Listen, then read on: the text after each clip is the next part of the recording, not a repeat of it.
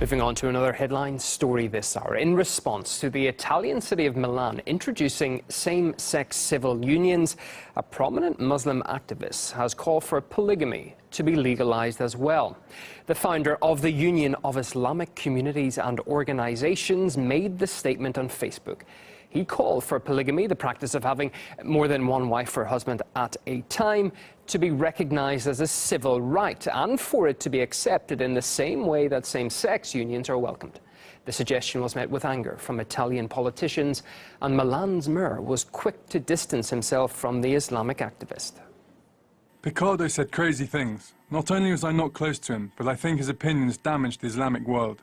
Centuries of fighting for women's rights can't simply be brushed aside. Is this the moderate Islam? What next? Your request to introduce Sharia laws?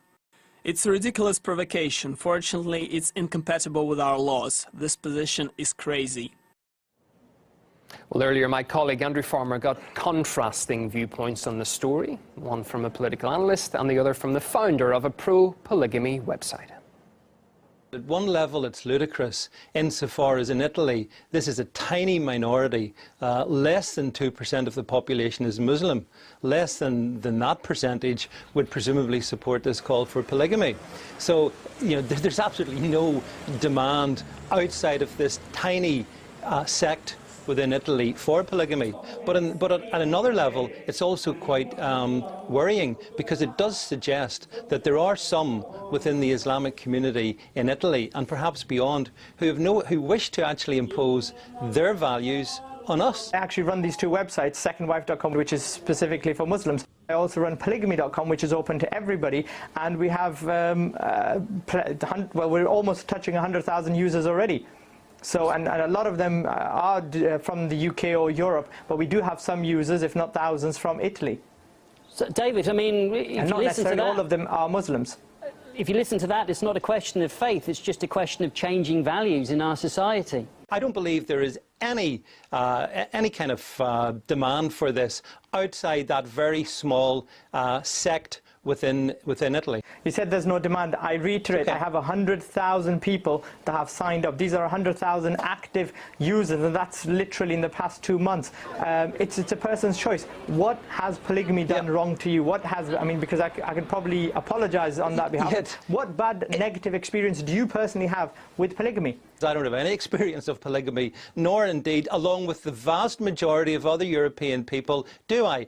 A lot of people would see this as actually just a manifestation of something that concerns us more deeply, which is creeping Sharia. What do we get? Polygamy. What do we get next? A little bit of female genital mutilation. Where does it end? I'm afraid Sharia and polygamy, which is part of Sharia, has no place in Europe. Let's not make an Islam and versus Christian thing. Let's keep it in the West. It's unlawful. And like I said, I gave people a choice. It's unlawful. And they took it. It's not unlawful. Is it unlawful to have a mistress? It is. It's against the law. Is it unlawful to visit a prostitute? It's not. There's billions of people doing it. I'm saying, David, everybody practices it. 90% of all people practice it, except everybody's going around the wrong way. All I'm saying is regulate it, and it's got nothing to do with Islam. It's banned in Europe. It's not wanted Thousands in Europe. People really want it. Go to countries that practice it, which are not to be found in Europe, but across the Islamic world. What a coincidence. Meanwhile, the integration of Islamic culture in France continues to divide opinion. The country's Muslim population was outraged after one local mayor banned a pool party because of the so-called burkini, a form of Muslim women's swimwear, after the event's organizers received death threats. This event had to be forbidden given the situation with Islam in France, as it could provoke disorder. I know that there were threats to the organizers even before the event was banned. And because I do not support such reactions, I decided that we should avoid any confrontation. The reason why they appeared is that some people see this event as a provocation. If there were nudists, well, why not?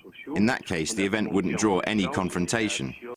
Well, the incident happened near Marseille, France's second largest city. Now, with around 40% of its population Muslim, the burkini can be quite a common sight.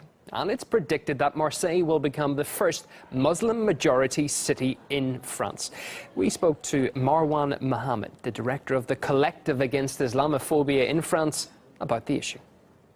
As a human rights organization, we are really shocked at the way the political controversy has been exploited at the national level, and we think that something very wrong is going on in France when we do not care about the law anymore, because basically the law was in favor of these local women organizing their swimming pool day. We don't care about living together anymore, because what sort of victory is that when we celebrate the fact that we've banned hundreds of women and children from enjoying a day at the swimming pool?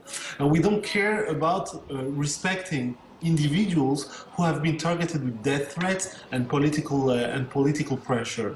So again, in terms of human rights, France is very proud to give lessons at the international level, but as an ambassador would put it, in terms of human rights, those who say the most do the least.